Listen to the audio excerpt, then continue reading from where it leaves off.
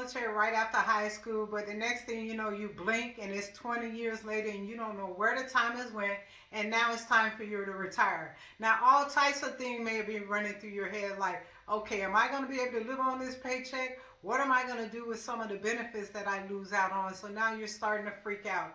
Well, if that was you, don't worry, you're not alone. I found myself there too. But in this video, I'm going to share with you what I did to make sure that I was financially prepared to retire from the military.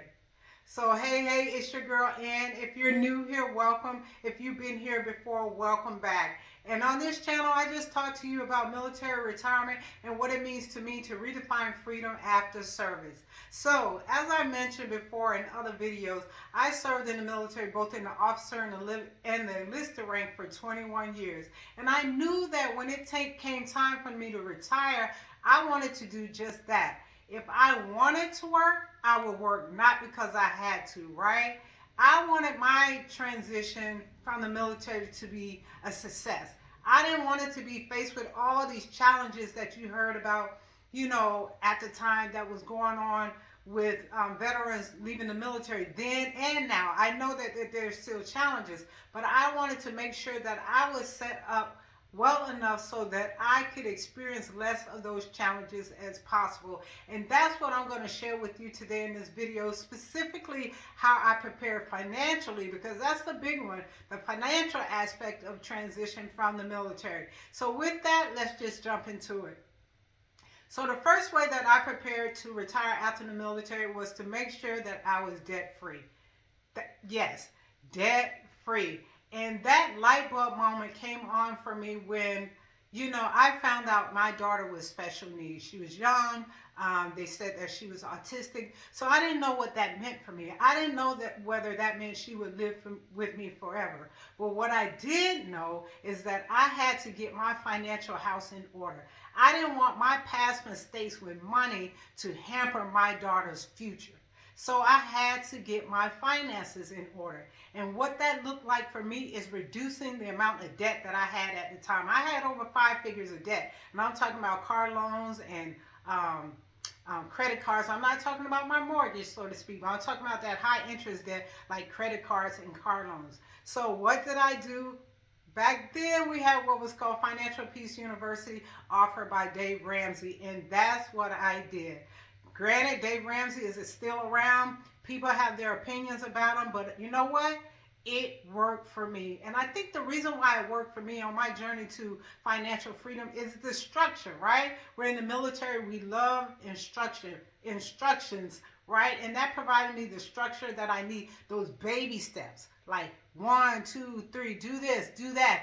And that's exactly what I did in order to get out of debt. I followed those steps. I created a budget. I lived beneath my means. One of the things that I did that, I think that really helped me, and it doesn't have to be a big thing when you're talking about getting out of debt. One of the small things that I think is small, right? But I think it helped me big time was that, say for instance, every time that I got promoted, right? So say I went from E5 to E6. Well, I had got comfortable, I don't want to say comfortable, I had got used to living off of that E5 paycheck. So what I would do when I got promoted, I would take half of my promotion raise and put it in my budget, and then the other half I would put it over here in savings. Because one thing I did not want to feel like is that I was depriving myself in order to get out of debt. So that's just one of the things that I did to help me get out of debt. Living below your means, not trying to keep up with, the Joneses. I wanted to set the standards, and like Dave Ramsey say, I wanted to live like no one else then so that I can live like no one else now. So that was one of the major ways, I should say, that helped me to prepare financially and to get rid of debt. The next thing that helped me big time when it came to financially preparing is I switched over. Like they say, I crossed up from the dark side. I went from the enlisted ranks to the officer ranks. Once I determined after I was going to get out, I think at like my 8 or 10 year mark, I was going to get out. But I realized that I was getting out for the wrong reason, right? I didn't like my supervisor. I didn't like where I was stationed. But then, thankfully, I had people in my ear that, spoke life into me and basically told me, don't make a permanent decision based off a temporary situation, right? So just because I was at a duty station that I like, I can move. Just because I didn't like my supervisor at the time, he can leave. So all of those things that I was basing my decision on was temporary.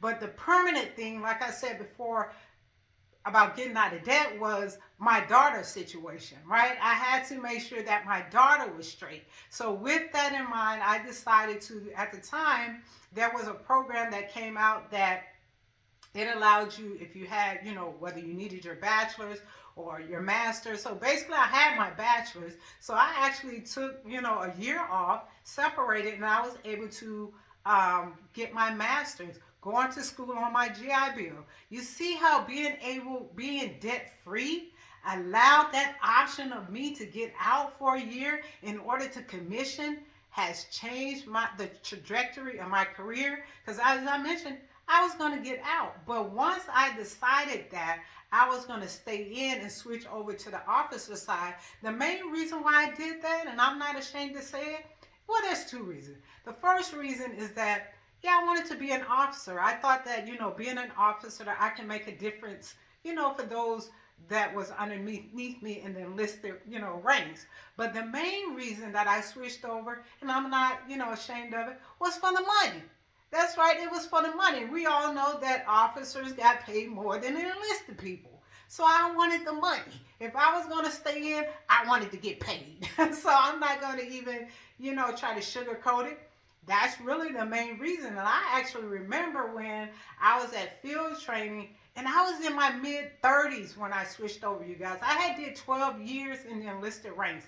I was in my mid-30s when I went back to basic training. Can you imagine how hard that was? I remember writing home to my mom, like, I don't think I'm going to make it. Because I couldn't have them, younger people that had only been in the military a few years telling me what to do and that type of stuff. But I had to suck it up. One of the things I did, you guys, I remember we had a PT test. Back in the day, we had like these little pay charts. It was little folded things, and I had folded it up and I put it into my pants pocket, my shorts pocket when we was doing PT. So anytime that I felt like quitting and giving up, I just patted myself on my pocket to remember, to remind myself of my why. Like I said, to remind myself of my daughter, to remind myself I'm getting paid so that I could push through. So that was the second reason how I financially prepared myself, was to switch over from the enlisted to the officer side. Now, granted, that's my story, and I know everybody don't want to switch over. But what about if you decide to stay in your promotion potential, right? So if you're going to stay in enlisted, okay, are you going to try to go for the NCO, the senior NCO ranks? Make the most of it if you decided to make the military your career. You have to think long term and not just being short-sighted. So if that's an option for you, just make sure that you keep that in mind as you're looking towards retirement.